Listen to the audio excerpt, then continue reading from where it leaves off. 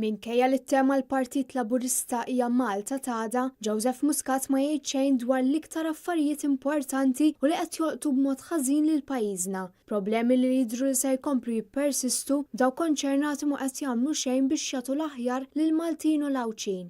Waqt id-diskors tiegħu fil-każin tal-Partit Laburista fil-Ħamrun, Muscat ma tax garanzija li mhux se jkun qed jolli t-taxxi tal-poplu Malti. Dan fil-waqt li qal ukoll il-poplu rrid li jorħsu l-kontijiet meta vvota lill-Partit Laburista. Muscat kompla jgħid li jrid l-ekonomija ta' pajjiżna tikber, iżda ma qarx se jkunu l-piżijiet fuq il-ħajja tal-familji Maltin. U semma s-surplus li l-Partit Laburista kontinwament jiftaħar bih, iżda ma qisx l-għoli tal-ħajja li qed tkun ta' pis fuq il-Maltin u Lawċin. U qal li se jkun qed jiffoka l-budget fuq il-middle class b'ebda referenza għal dawk li qed ibatu.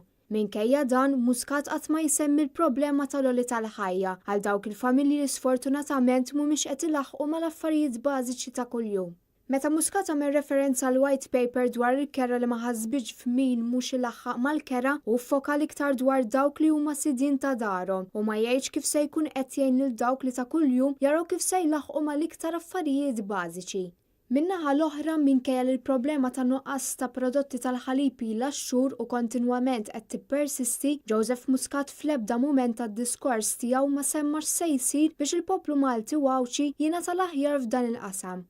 Bekk il-Maltin u Lawċin għadhom fid-dlam u mingħajr soluzzjoni ta' x'se jiġri rigward din il-problema.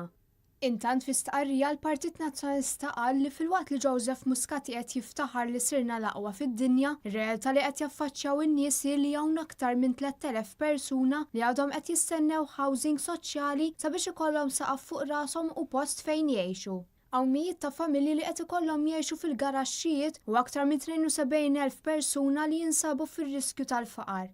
Dan meta qabel l-elezzjoni tal-2013 Joseph Muscat kien wieħed li se jeradika l-faqar minn pajjiżna u meta jinsab fit-tieni leġislatura għadu ma bedix proġett wieħed ta' housing soċjali. Joseph Muscat mhux qed jindirizza l-problemi li ħoloqu stess bil-politika tiegħu li jrid ikabbar l-ekonomija bil-popolazzjoni u mhix bil-produzzjoni. Dan in-nuqqas ta' pjan qed iwassal biex jintlaqtu fin-negattiv bosta setturi fosthom il-proprjetà, il-kirjiet, l-infrastruttura, it-trasport u l-ambjent. L-istqarrija ttemm tgħid li minflok Gvern Nazzjonalista se jkun qed jiggarantixxi li kulħadd f'Malta jkollu saqaf fuq rasu u għejxin diċenti.